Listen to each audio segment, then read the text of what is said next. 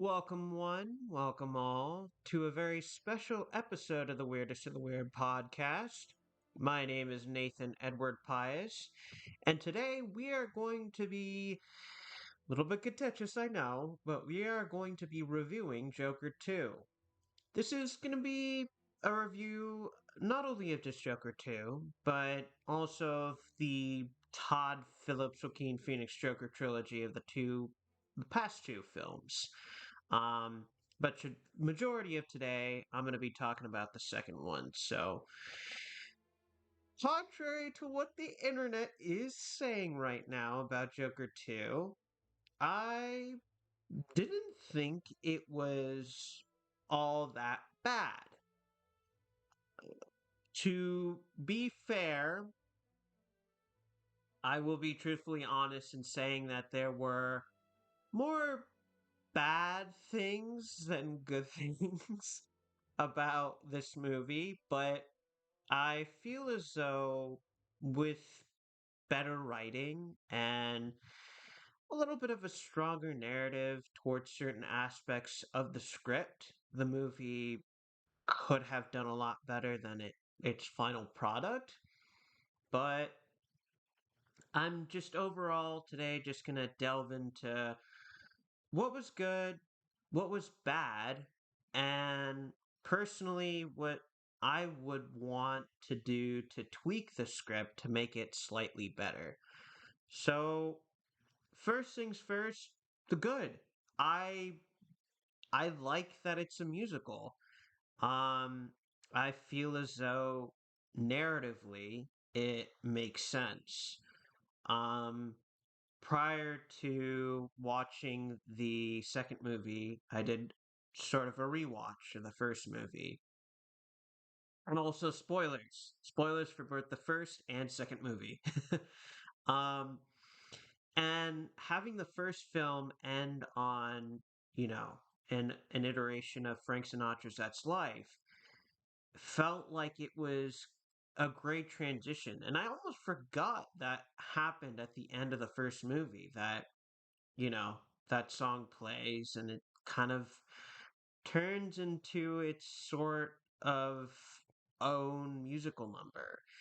And I felt like that was a great stepping off point into the second movie and making more so sense to have it as a musical for the second movie.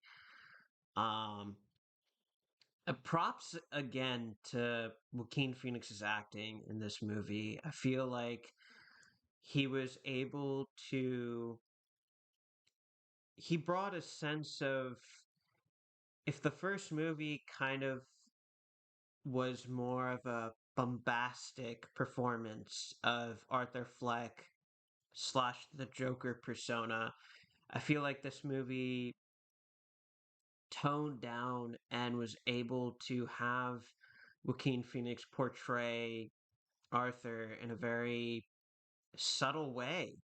And it was kind of surprising to see him take that character to such an extent, considering that I feel like most people would expect him to be more bombastic and more expressive than the first movie. So I thought it was a cool note to see him take that character to. Um, and you also do see in that subtlety Arthur's ever increasing confidence and I would say I'm going to sound very 2012, 2013 esque for saying this, but his swag kind of just oozes because he now realizes he has a following. There is a point in this movie where he does find out he isn't exactly used to it, and I love that the movie does show that he's not used to his newfound fame, but he that gives him a sort of confidence, but it's also more of a panic state of I don't know what to do with this fame. I'm glad people hear me for a person of who I am, but I also am kind of scared by that a little bit. So it's very interesting to see him play with all these emotions throughout the film. And he doesn't, you see that he doesn't want to make a statement, but again, like I said, he wants to be heard and he's starting to be seen. And the movie shows that he the movie makes this even more obvious when he meets Harleen Quinzel, played by Lady Gaga, who also did a fantastic job in this movie. Um, you you s- you know, she has such a, I would say, a toxic, fangirl love for Arthur Fleck, and that, you know, obviously gives him such a boost in confidence.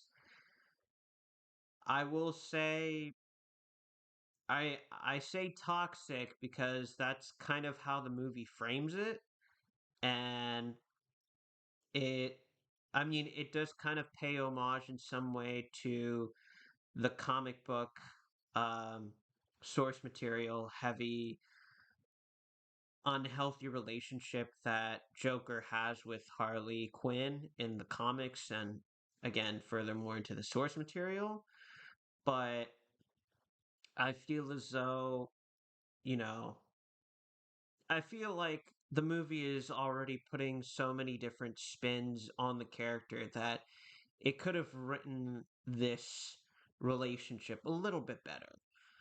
Um,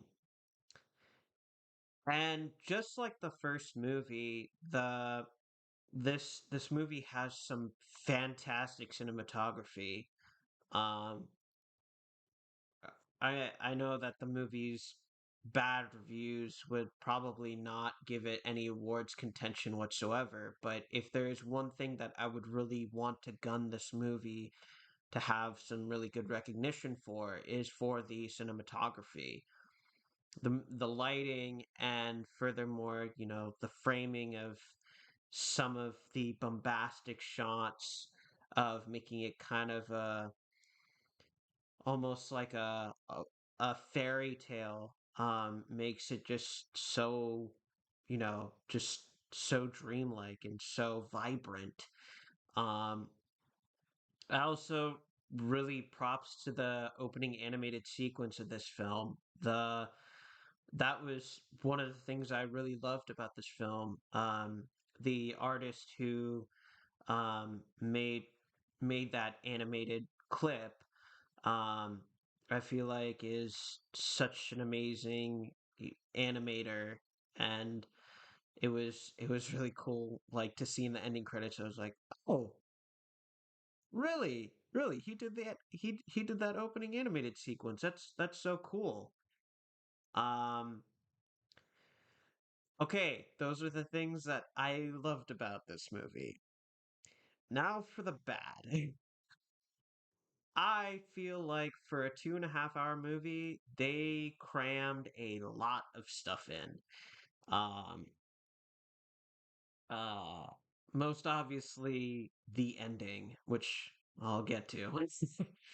um, I wish, again, kind of two sides of the same coin. Um, I really wish they could have fleshed out Arthur Flex and Lee, as she's called in the movie, Harleen Quinzel's relationship, and more so just Harley Quinn in general. Um, the movie was one of the biggest marketing tactics I feel like for this film was the relationship between Harley Quinn and Arthur Fleck, and yeah, I feel like the film did not do a good job of presenting it in a very fleshed out manner, narratively whatsoever. Um, More specifically for Harley Quinn. Um,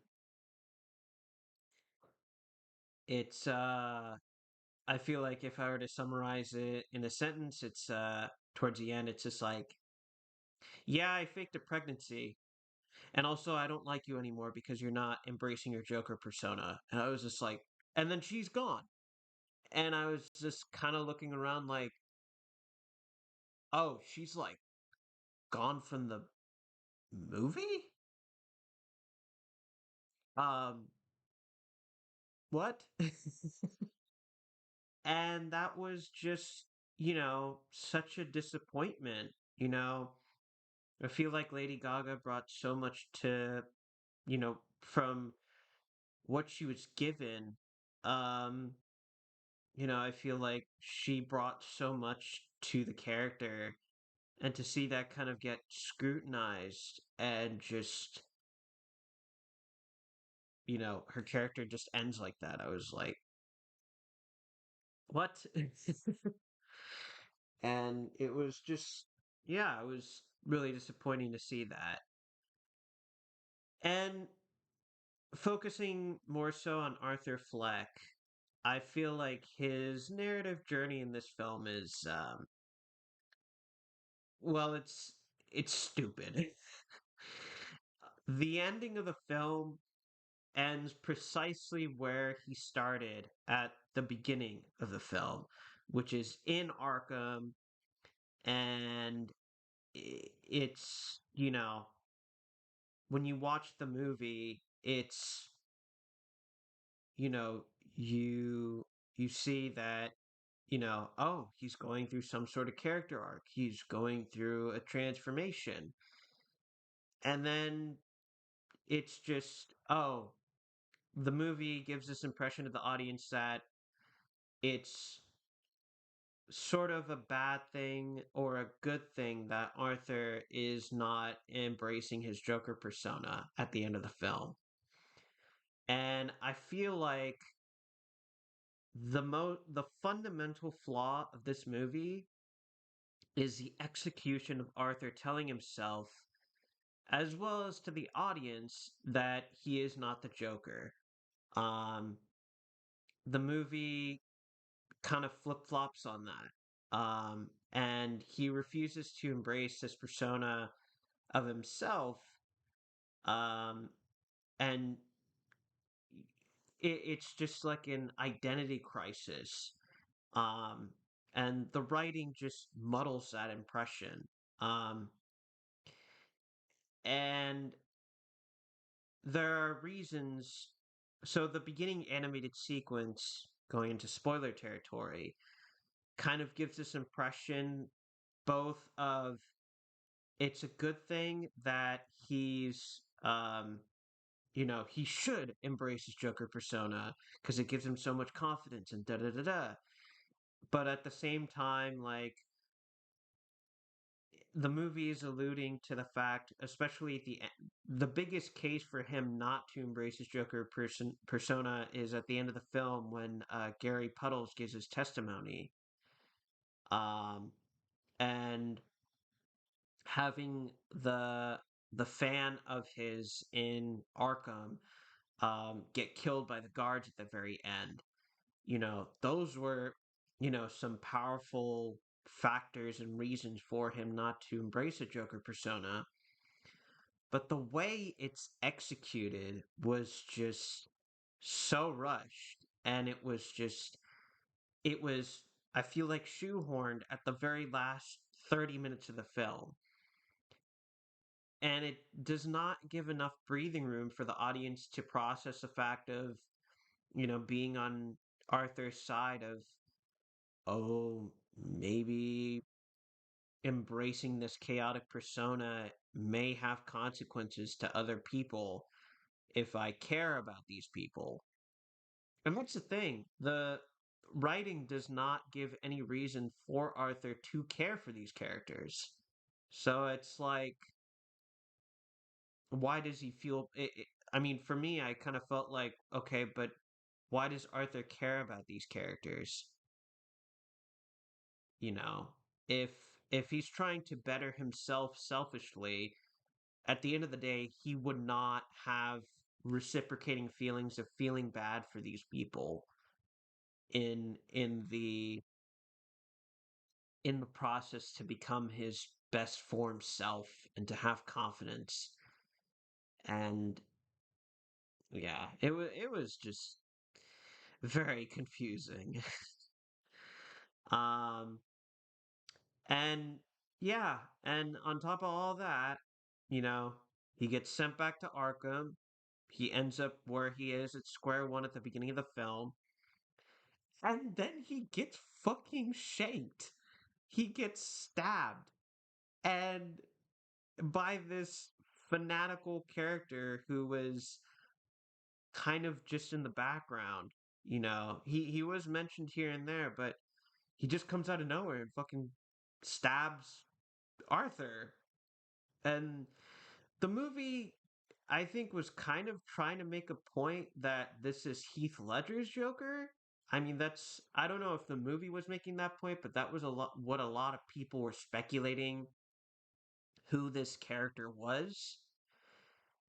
And if that's the movie's case, that does not make sense because I mean, coming from an analytical standpoint, Joker would not have been born because the movie setting takes place during the 80s at best. So, yeah, it was very confusing.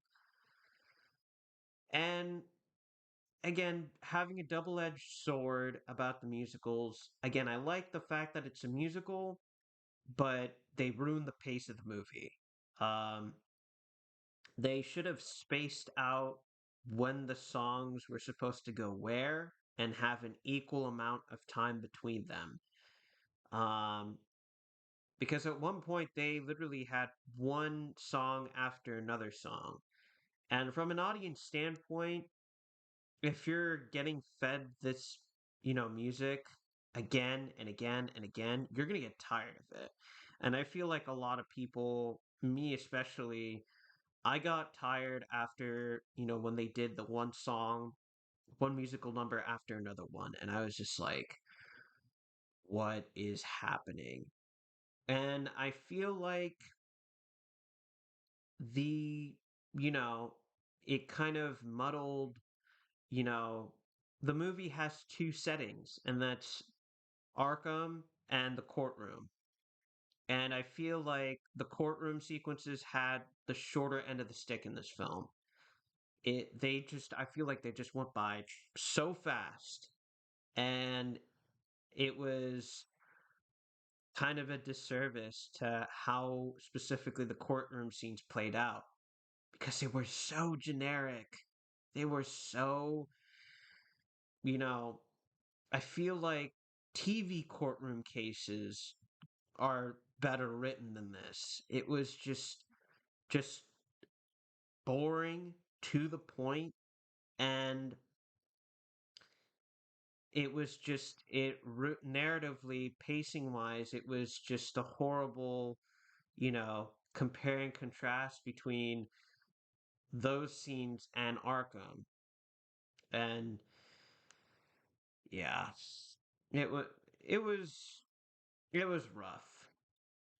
But with those with those suggestions of the good things that I stated at the beginning of this video for the good things of this film, I would personally suggest two revisions of the story that would maybe narratively aid in some ways um, how these stories are presented, and in my opinion, make it a better um, a better story overall than what we got. Um, and I'm not suggesting that these scenarios would fix the movie's problems, but I feel like it'd make it a bit more bearable in some ways. So my first scenario would have to do with Harley Quinn, who I feel like had the most potential in this film and got underutilized. So as the story progresses, like starts to move forward, the audience begins to find out, that she's not crazy, but basically is a fangirl of Arthur, who is a medical student from a well to do family. Um, researching Arthur basically and using him as a guinea pig. So rather than having it stated, you know, having her story cut abruptly short like it is, I would have Arthur, like in the film, bring up to Harley, are you, you know, are you lying to me? And, she denies it. There's a music number where it's we're going to build a mountain. That's like the thing that she keeps repeating. She and Arthur keep repeating over and over, we're going to build a mountain. And in one of the last courtroom sequences, one of the final testimonies on Harvey Dent's defense side is her. It's Harleen Quinzel, but she's not dressed in, um, patient uniforms or, how she is, but she looks like an actual doctor. And she just starts pulling psychoanalytical evidence against Arthur about his mental state and that, it's just all this damning evidence against him. And Arthur gets pissed off, like he's getting restrained by the bailiffs. He's screaming, why she would, stab him in the back like this, and that they thought, or he thought they were going to build a mountain together. And you see, as this is happening, and as she's giving her testimony, she is actually having some remorse and actually having some regret, because she did have genuine feelings of, loving him and, wanting to escape with him. And from there, I don't know. I wouldn't know how to end that scenario, but I would I would want I feel like that would be more, you know, character exposition and more character description on Harley Quinn than what we got from the film. Um, I feel like that's a lot more. Is it, a cliche? Yes, I admit that. But again, like I said, I feel like it would be better than what we got in the film, where she's just there and then she's gone. Um, and, in this scenario, it would be nice to have an happy ending where they actually do escape. As she ends up reciprocating her feelings and actually says, hey, I'm sorry, let's escape. They escape. And that's actually a happy ending for Arthur specifically. You know, he escapes a city that frankly hated him. And, it's a good situation for both both him and her. Um and my second ending or alternative story that I would have with, making this movie better is Arthur, like the movie, towards the end of the film, kind of speculates of him questioning his Joker persona after Gary Puddle's testimony. And we see him talk with Gary, and we see Arthur actually kind of take responsibility for, you know, his actions. I feel like we never ever see that at all. Arthur kind of plays the victim card and says, "No, I've been treated like shit. No one sees me, not even you, Gary." Um, but I feel like in this situation, Arthur actually opens up and explains how sorry he is um, for, you know, just killing his coworker in front of him. And we see he explains that he kept him alive because, Gary didn't make fun of him. And, he feels sorry for Gary. And they eventually both come to an understanding that, look, society hates both of them and treats them like a joke. And the movie goes on. The courtroom bombing still happens after, Arthur gets the guilty verdict. Um, and, Arthur escapes and he's still not clued in as to what is going on. Everything is still chaotic. But in a twist, we find out Gary was the one who planned the courtroom bombing and actually is orchestrating Arthur to escape.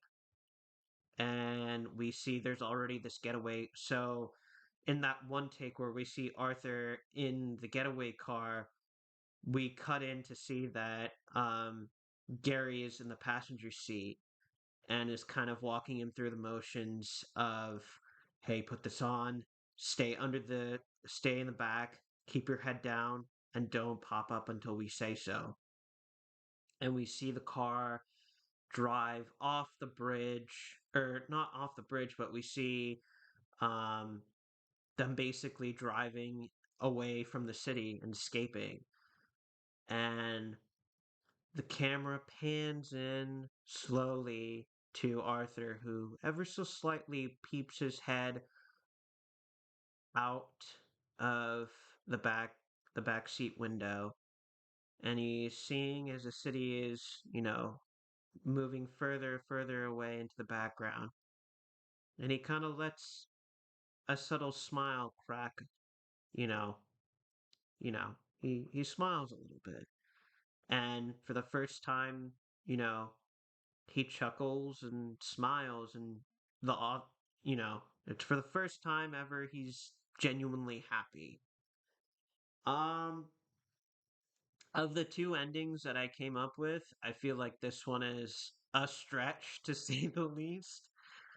Um but you know, of these endings I do like that it does end on an optimistic note, and it kind of is a definitive ending to Arthur Fleck's story, and it ends on a high note. Um, because me personally, I would wish nothing the best but the best for Arthur, and I feel like, you know, most audience members would agree. But yeah, those are my thoughts on Joker 2. Um, again, not a perfect movie, but you know, could be better. But it was, me personally, it was tolerable. Um, I feel like some of the hate that it got was a little bit excessive, but what did you guys think? Let me know in the comments down below what your guys' thoughts were on the movie. If you want a Joker 3 after this, if there's gonna be a Joker 3, I doubt it based on how it's doing box office wise, but yeah. All right, guys, that's gonna do it for me on this episode of the Weirdest the Weird podcast. Let me know in the comments down below what movie you would want me to cover next. And as always, I'll see you on the flip side.